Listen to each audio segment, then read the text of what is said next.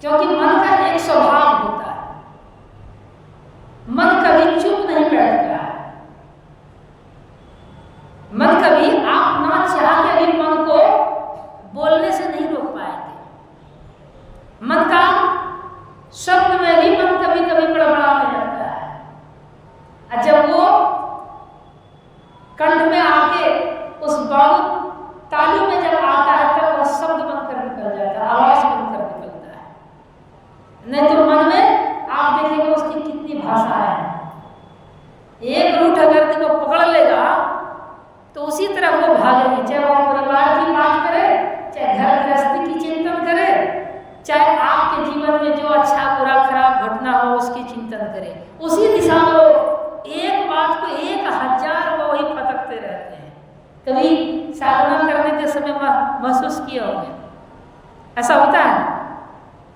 तो मन का क्या है, एक स्वभाव है कि कुछ ना कुछ आपसे बातें करना, और जब आप उसके ऊपर मन बुद्धि को लगा दीजिएगा तो वो और आपको समझाने का प्रयास करेगा और आपसे वो बातें करने का प्रयास करेगा।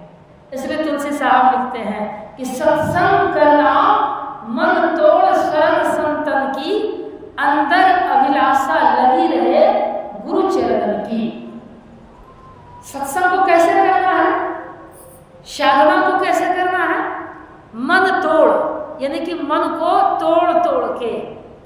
अब मन को कैसे तोड़ेंगे, तो मन का स्वभाव है कि जो चीज वो रखता है, जो चीज जो बोलता है, जो जीवन में हम लोग किए हैं उसी को वो दोहराने का प्रयास करता है, उसी को फिर आपको बार बार आगे बढ़ाने का प्रयास करता है।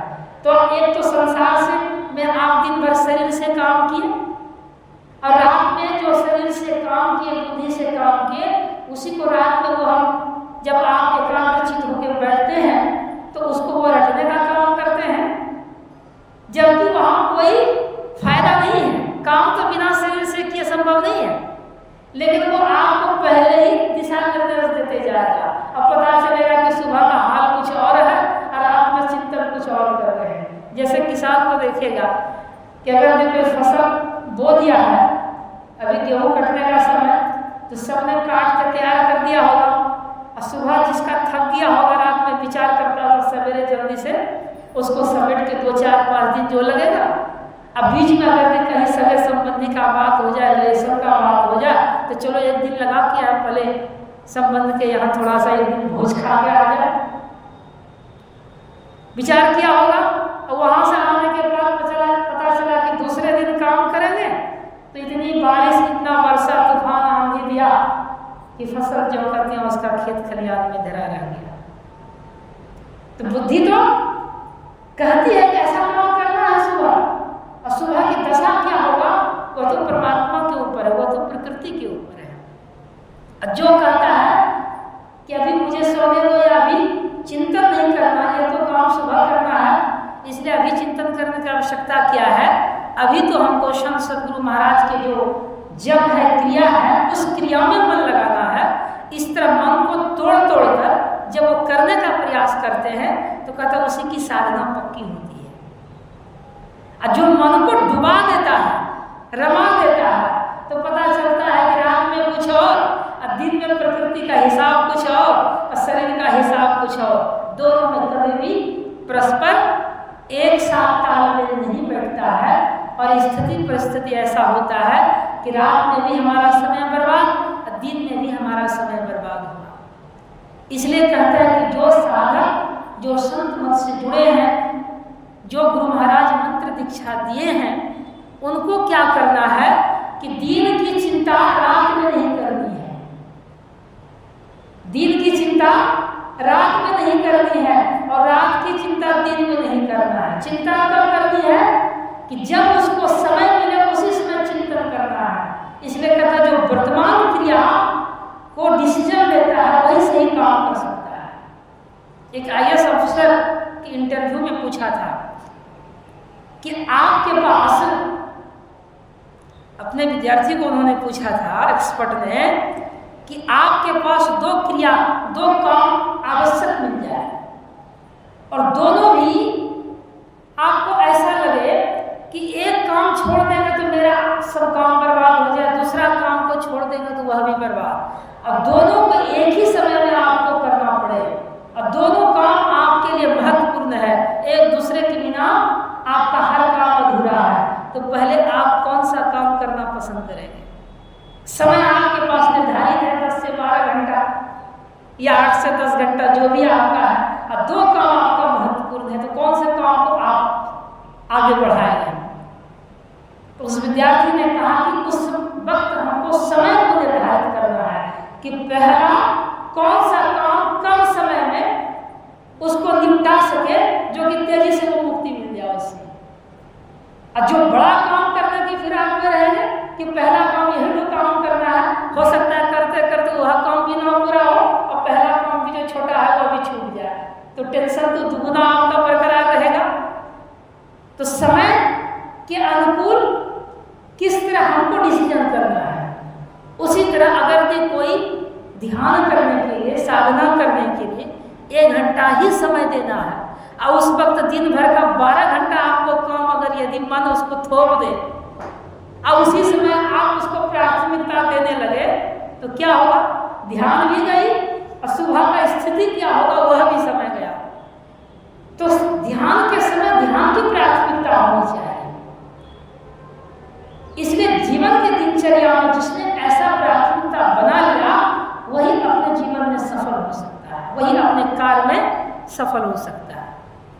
कभी कोई कहा कि आप 12 घंटा, 10 घंटा, 14 घंटा, 16 घंटा बैठ के ध्यान करते रहिए, संसार का सब काम कीजिए, लेकिन 1 घंटा 2 घंटा जो समय नहीं निकाल पाता है, कहता है फिर उनके लिए तो कोई बात ही नहीं। तो कहने का क्या तात्पर्य है कि जो जिस समय काम अपने जीवन का दिनचर्या में मिले उसमें पूरी तरह अपने मन को तोड़ के समेट के उस पर तत्पर हो जाना चाहिए। और जो ऐसा करता है, चाहे वह छोटी किचन की बात हो, चाहे घर का गृहस्थी का बात हो, चाहे विद्यार्थी का पढ़ने की बात हो, वही कार्य करने में सफल हो जाता है। चाहे वो 2 घंटा ही क्यों न मन से पढ़े, चाहे 2 घंटा मन से ही किचन में काम क्यों न करे, या और भी उसके जीवन की जो भी दिनचर्या हो। इसलिए जितना समय मिले उसमें मन को समेटना है। और जैसे मन से समेट जाएगा देखिएगा आपको अंदर से खुशी मिलेगी कि मैंने जो काम किया उसमें काम दिख रहा है, उसमें सिम्टम दिख रहा है, इसमें साफ सुथरा काम में कामयाबी मिल रहा है। अब आपको 10-20 मिनट भी समय मिलेगा ध्यान करने के लिए या जप करने के लिए, तो पूरी तत्परता के साथ आप कर बैठिएगा। क्यों? क्योंकि आपको वहां से संतोष मिल चुका है।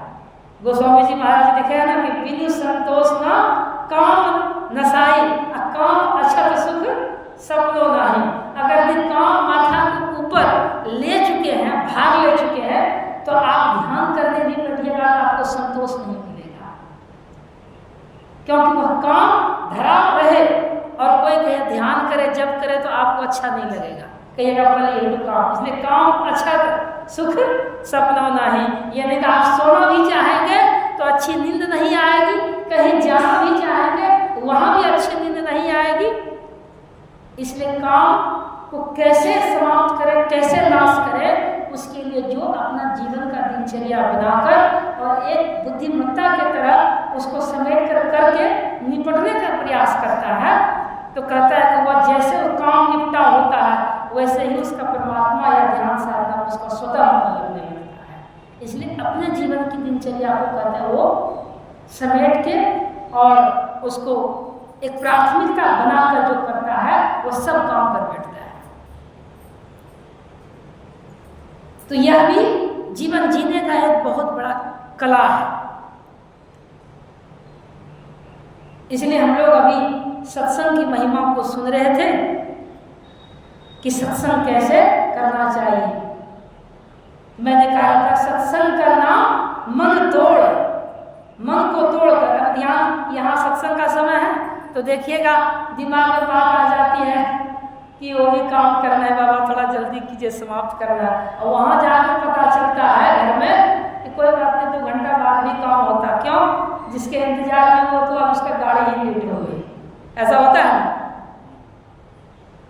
यही है मन का काम। घर का काम में यहाँ मन दौड़ाएगा और यहाँ का काम में आपको मन वहाँ दौड़ाएगा। यानी कि मन एक तरह का भूत के समान है, वह दौड़ाने का ही काम करता है। जिसने इस चीज को समझ गया, इस कला को समझ गया, वो संसार के सब काम करते हुए वो सत्संग ध्यान भजन सब कुछ कर लेंगे, उससे कोई काम नहीं बचेगा।